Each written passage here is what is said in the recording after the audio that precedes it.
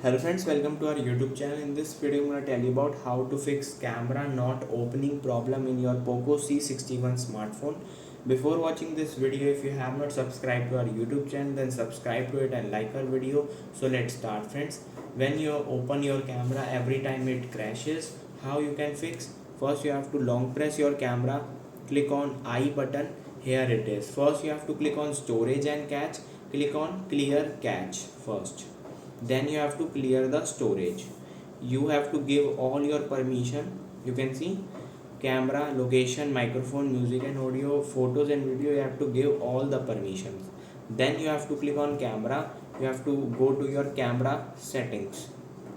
Here it is, restore default settings. You have to click on it and your problem will be solved 100%. I hope you like this video. If you like this video, then subscribe to our YouTube channel for more helpful tips and tricks videos. See you next time.